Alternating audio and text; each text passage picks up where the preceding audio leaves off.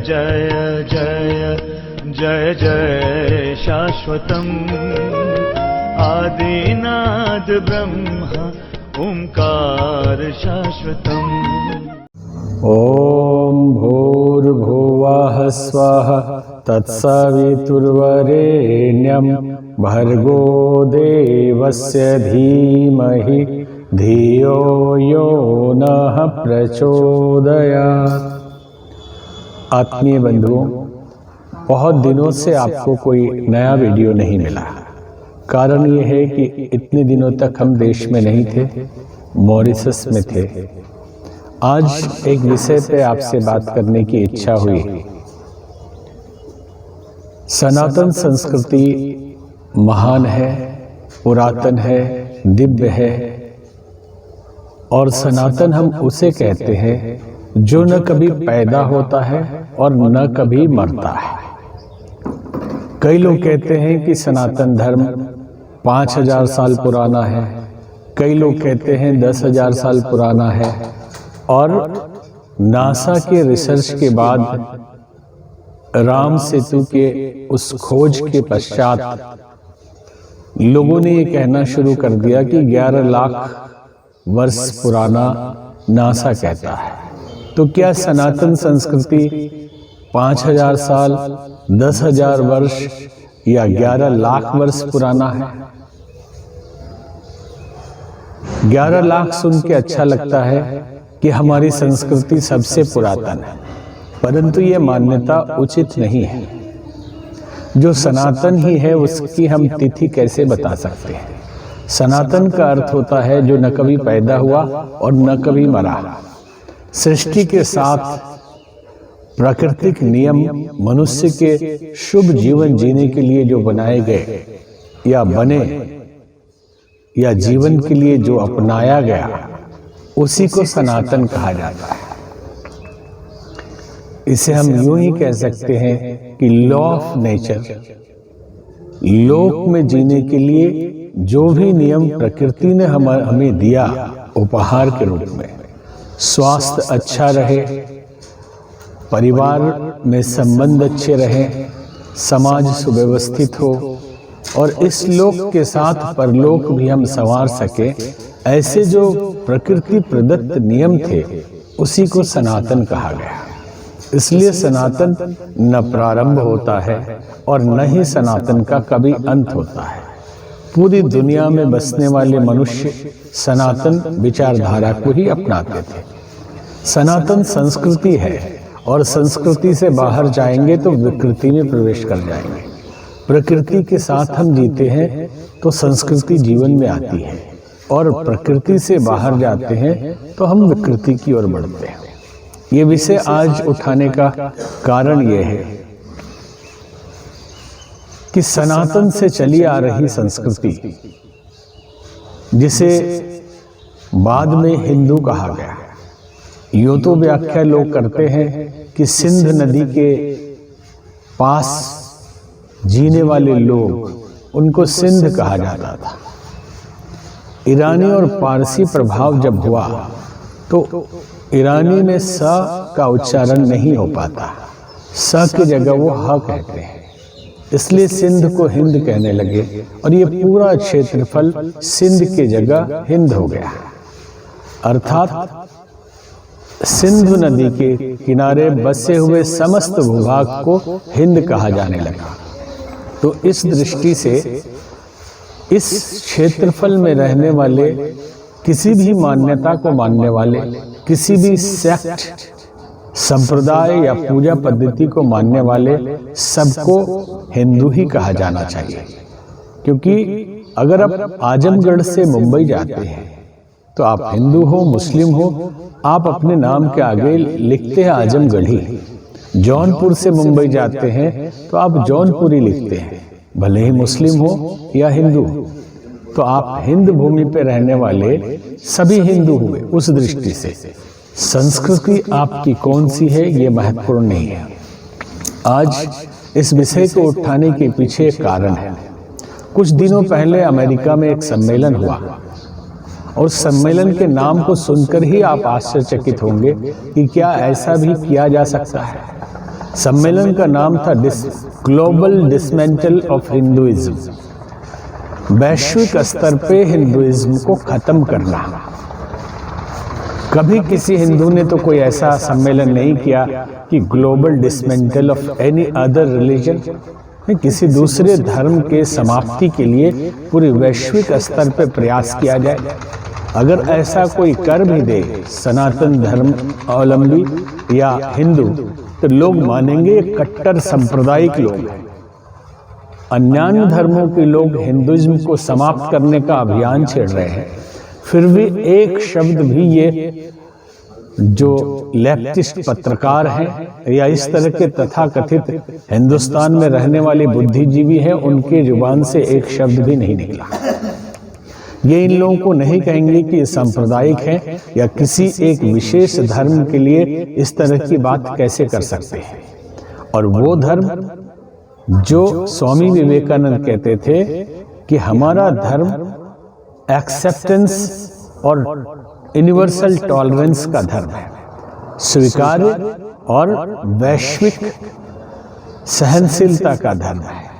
फिर उस धर्म के लिए इस तरह की बातें बीच के काल में तथाकथित सेकुलरवादी, जिनका न कोई चरित्र है न कोई चिंतन है, कुछ किताबें पढ़ ली, कुछ विचारधारा मार्क्स लेनिन जैसे तैसे, जो समाज को केवल मजदूर ही समझते हैं और एकता समता को केवल आर्थिक रूप से ही देखते हैं।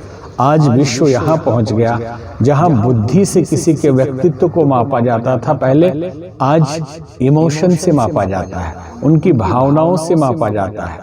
तो जहाँ भावनाओं का कदर नहीं, जहाँ संवेदना नहीं, जहाँ सहजना नहीं, जहाँ रिश्तेदारी समझ में नहीं आती है, उन लोगों की विचारधारा और कट्टरता एक इस्लाम की, जो वास्तव में धर्म है ही नहीं। अगर इतिहास पढ़ लें इस्लाम का तो समझ में आ जाएगा आपको कि जिस किताब को परमात्मा का, अल्लाह का किताब कहा जाता है, कितने मिस्टेक हैं। उसमें कहा जाता है कि पृथ्वी घूमती नहीं, रुकी हुई है, और इसको बैलेंस करने के लिए, संतुलित करने के लिए अल्लाह ने पहाड़ बना दिए।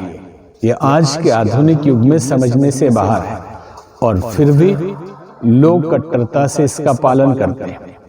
इतिहास इस्लाम का यह कहता है कि वास्तव में एक कबीले के डाकुओं का गिरोह था, और उसके लिए जो नियम बनाए गए कि लूट के लाओ, आपस में कैसे बांट के खाओ, एक ही बर्तन में खाओ, महिलाएं लूटी जाएंगी तो कितनी बांटी जाएंगी, और घोड़े ऊंट खच्चर लूटे जाएंगे तो उनको कैसे बांटा जाएगा।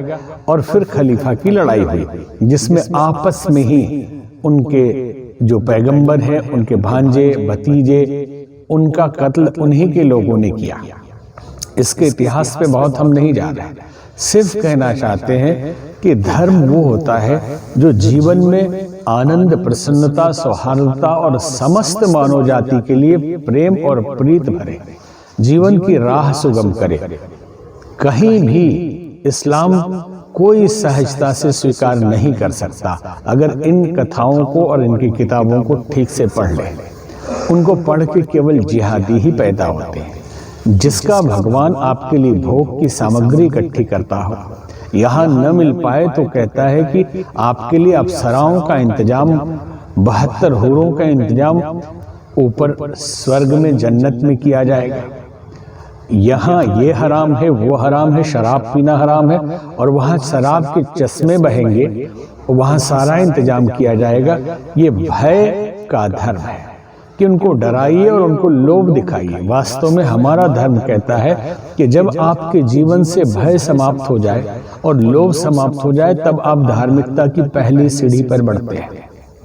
और यहाँ पूर्ण रूप से भयभीत करके और लोभ दिखा करके, यहाँ भी मिलेगा, न मिले तो स्वर्ग में तो आपको मिलने वाला है, और दूसरों को मार दीजिए, दूसरों को काट दीजिए, जो हमारी बातों को, और शब्द ये प्रयोग किया जाता है परमात्मा को, अल्लाह को न माने उसको आप कत्ल कर दीजिए, आपको जन्नत मिलेगा। वास्तव में वो अल्लाह को तो मान रहा है, शब्द अलग अलग है। कोई वाहेगुरु कह के मान रहा है, कोई जीसस कह के, गॉड कह के मान रहा है, कोई ईश्वर परमात्मा कह के मान रहा है। लेकिन हमारे कबीले के डाकुओं के जो रूल है, जो नियम है, जिसके हिसाब से जो न चले उसका कत्ल कर दीजिए। ऐसी मानसिकता के लोग हिंदुइज्म को ग्लोबल रूप से समाप्त करने की कोशिश कर रहे हैं।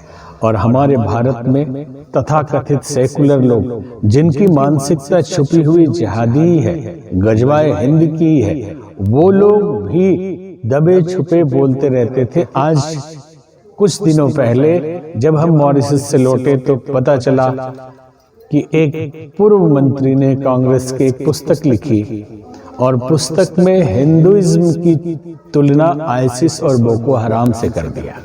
आईसिस वो संगठन है इस्लाम का जिसे बहुत इस्लामिक लोग भी मान्यता नहीं देते, जिनका काम है कि निरीह लोगों का कत्ल करना। 10 लाख से ज्यादा लोगों को मौत के घाट इस संगठन ने उतार दिया। बोको हराम का भी यही रूल है और उसका वीडियो जारी करना। आप लोगों ने अपने मोबाइल पर, टेलीविजन में ऐसे वीडियो बहुत देखे होंगे। तो उन्होंने जो तुलना की कि ऋषि मुनियों का धर्म हिंदू अलग था, आज कट्टरवादी हिंदुइज्म जो है या हिंदुत्व है, ये बोको हराम और आईसिस जैसी है। उन्हें कहाँ दिखाई पड़ गया कि कोई हिंदू किसी साधारण सामान्य किसी भी धर्म के लोगों का कत्ल खुलेआम कर रहा है। आपसी संघर्ष अलग बात है, विचारों का मतभेद अलग बात है, कुछ झगड़े हो जाना ये लॉ एंड ऑर्डर की समस्या है। हर देश में, हर राज्य में ये समस्याएं होती है और समाधान भी किया जाता है। परंतु ऐसे ही लाखों लाखों लोगों का कत्ल कोई कर दे, ऐसा तो हिंदुइज्म है नहीं। अगर है तो आप बता देना, हमने तो देखा नहीं। अब उससे भी बढ़ के सलमान खुर्शीद के उस किताब के लाइन से भी बढ़ के बड़ी बात सुनाई पड़ी कि कांग्रेस के नेताओं को उनका विरोध करना चाहिए था। तो राहुल गांधी जी, जिनसे लोगों की आशा है, वो तो प्रधानमंत्री के कैंडिडेट हैं। क्या ऐसे ही कोई प्रधानमंत्री बन जाएगा? ऐसे व्यक्तित्व से, ऐसे चिंतन से उन्होंने प्रेस कॉन्फ्रेंस में ये कह दिया कि हमने वेद भी पढ़ा है, हमने उपनिषद भी पढ़ा है, हमने सारी किताबें पढ़ी है और हमने हिंदुत्व भी पढ़ा है। हमने वेद, पुराण, उपनिषद में कहीं भी वायलेंस नहीं देखा, कहीं हिंसा नहीं देखी। सिर्फ हिंदुइज्म की किताबों में हिंसा ही हिंसा। हिंदुइज्म की कौन सी किताब इन्होंने पढ़ लिया? जरा हमें भी सलाह दे, हम भी पढ़ना चाहते हैं। हिंदुइज्म की किताब हिंदू धर्म से अलग तो हो नहीं सकती। वेद, पुराण, उपनिषद, गीता, भागवत से अलग तो कोई हिंदुइज्म की पुस्तक हो नहीं सकती। फिर कह दिया कि हिंदू अलग और हिंदुत्व अलग। यहाँ ये समझ लीजिए कि सुप्रीम कोर्ट ने कहा कि हिंदुत्व जो है, हिंदू जो है वो वे ऑफ लाइफ है, जीवन जीने का तरीका है। और हिंदुत्व और हिंदू को एक सज्जन व्याख्या कर रहे थे कि प्रभु अलग, प्रभुत्व अलग। अरे बिना प्रभुत्व के कोई प्रभु कैसे बन सकता है? अगर आपका प्रभाव है, आपके अंदर क्षमता है, आपके अंदर शक्ति है, आपके पास लोग हैं, लोगों की रक्षा करना, उनको संपन्न बनाना, खुशहाल जीवन देना, ये सामर्थ्य आपके पास है, तो आप प्रभु हैं। आपके प्रभुत्व के बिना आप प्रभु नहीं हो सकते। आपके व्यक्तित्व के बिना आप खत्म हैं, आप कोई व्यक्ति नहीं है। सतीत्व के बिना सती कैसे जी सकती है? सती किसी को कैसे कहेंगे अगर सतीत्व ना हो? और इसी तरह शिवत्व के बिना शिव कहाँ रहेंगे? और आप कहते हैं शिव अलग और शिवत्व अलग, प्रभु अलग, प्रभुत्व अलग, हिंदू अलग, हिंदुत्व अलग। हिंदू हिंदुत्व के बिना कैसे जिएगा? हिंदू शरीर है मान लो, तो उसकी आत्मा है हिंदुत्व। ये बाहरी ढांचा है हिंदू, तो उसके जीवन जीने के लिए जो सामर्थ्य है, जो प्राण तत्व है, जो जीवन तत्व है, वो हिंदुत्व है। इन दोनों को अलग नहीं किया जा सकता। इसलिए इस बात को समझ लेना चाहिए कि हिंदू से हिंदुत्व को अलग नहीं किया जा सकता, वैसे ही जैसे व्यक्ति से व्यक्तित्व को अलग नहीं किया जा सकता। और इन लोगों की नादानी, संकीर्ण मानसिकता और कम बुद्धि समझ में आती है। तो आप सब से आज हमें यही संकेत करना था कि आप अपने धर्म को समझें। हिंदू कोई अपने आप में धर्म नहीं है। सनातन परंपराएं, सनातन संस्कृति, सनातन विचारधारा, सनातन अर्थात जो सृष्टि के साथ ही जीवन जीने की विद्या मनुष्य के लिए परमात्मा ने दी, वही सनातन है। बाद में उसे ही हिंदू कहा गया, और हिंदू के अंदर का जो प्रभाव है, उसके गुण है, उसकी दिव्यता है, उसके लक्षण है, उसी को हिंदुत्व कहा जाता है। इसलिए आप सब भी भ्रम में न रहें, ऐसे भ्रम फैलाने वाले के चक्कर में भी न पड़े। बहुत बहुत धन्यवाद। फिर कुछ चीजें आपको हम आगे सुनाते रहेंगे। ओम शांति।